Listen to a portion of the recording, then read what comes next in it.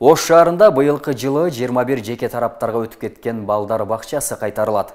Бүгүн шаардык кеңештин депутаттарынан түзүлгөн комиссия жеке жактарга өтүп кеткен мурунку балдар бакчасынын имараттары менен таанышты. Анда айрым мекемелер 40 жылдап ишкерлик жүргүзүүгө ижарага берилип кеткендиги аныкталды.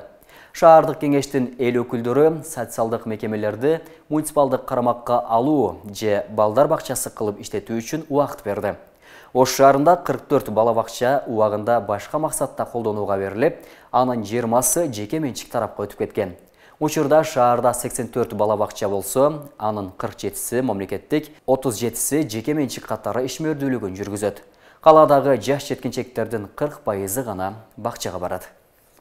71 бала бакча болсо, 90-жылдан 2004 жылга чейин 41 жеке жана мамлекеттик жактарга өтүп кеткен. Алардын азыр бүгүнкү күндө 21 окуу жайларга, колледждерге өтүп кеткен, ал эми 20сы болсо жеке жактарга.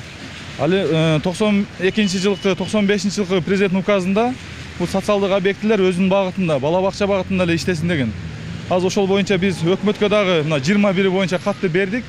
Ал эми 20сы боюнча бүгүнкү күндө биз шаардык кеңеш азыркы учурда сотко берип атабыз. Азыркы учурда 20сы боюнча соттук териштирүүлөр жүрүп атат.